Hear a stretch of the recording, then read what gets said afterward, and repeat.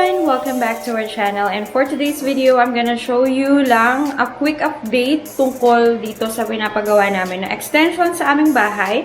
And because merong mga nagtatanong, may mga friends tayo, mga kumare, and some followers na nagtatanong kung ano ba yung mga ilalagay namin sa mga spaces na pinagawa namin dahil sa extension. So, yun. I-share ko na sa inyo ngayon. Hindi pa siya talagang totally tapos kasi may mga pinaayos. May mga certain spaces lang kami na pinauna. So, para lang makita ninyo kung ano ba yung nilagay namin dito sa mga spaces na to. So, yun. So, just keep on watching.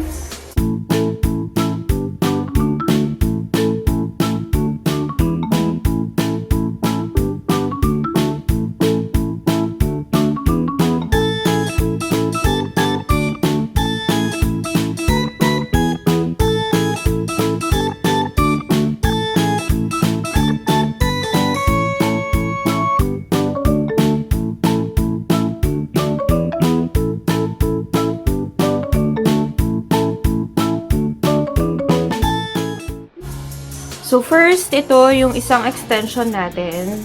Ito, buo siya ha. Diretso siya sa likod. Tapos, meron konti sa side. Pero ito yung isang room na to. Na-mention ko na to before. Wait, buksan natin. Pasensya na sa kalat kasi dito muna tinatambak yung mga gamit.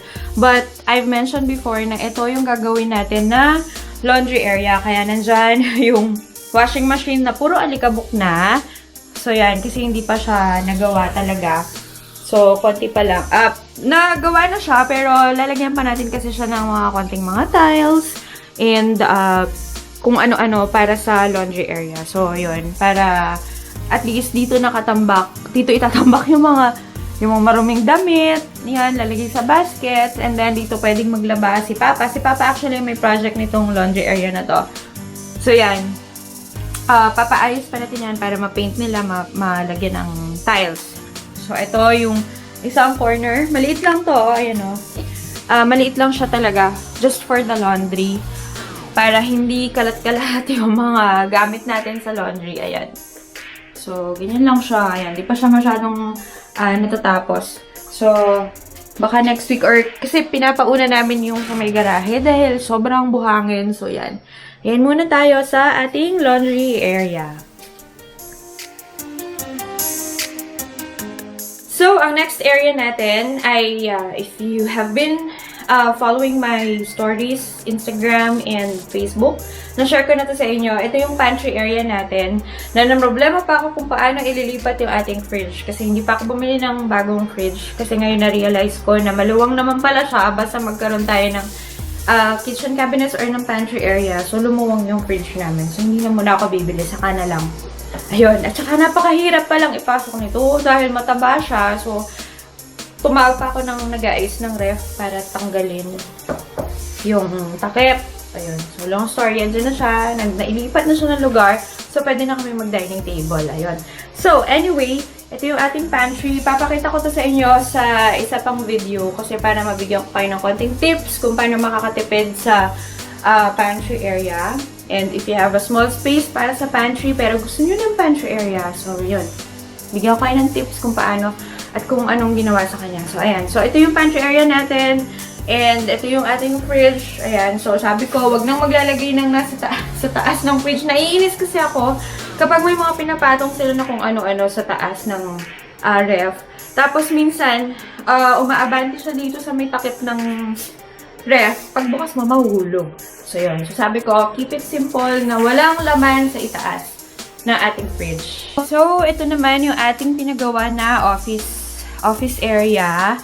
Ayan. Pero marami pang tambak. Actually, pinasok namin to ni Papa kasi nasa labas tong mga ibang nakatambak na to. Yan yung mga boxes na yan. Baka mamaya biglang umulan. Hindi naman natin masasabi.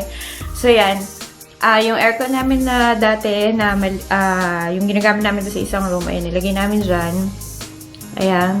Tapos, nagpalagay kami ng window. May mga ibang nagtatanong, bakit daw hindi pantay yung window sa door? Yun nga, I think na-explain ko na yun before. But yes, kasi yung window na yan, size 80 by 80 lang siya. So, kung lalakihan natin siya, ipapantay natin siya sa door, medyo tataas yung window, and then yung aircon, wala na siyang place. Wala siyang paglalagyan. Hindi naman pwedeng ilagay yung aircon sa tapat ng pintuan, di ba? Kasi di ba may mga tumutulo sa aircon and all, tsaka kung nasa tapat siya ng door. So, yun. Anyway, ayun na nga. May peg kasi tayo dyan. May peg tayo dito sa window na to. May gagawin tayong something dyan. And, ayan.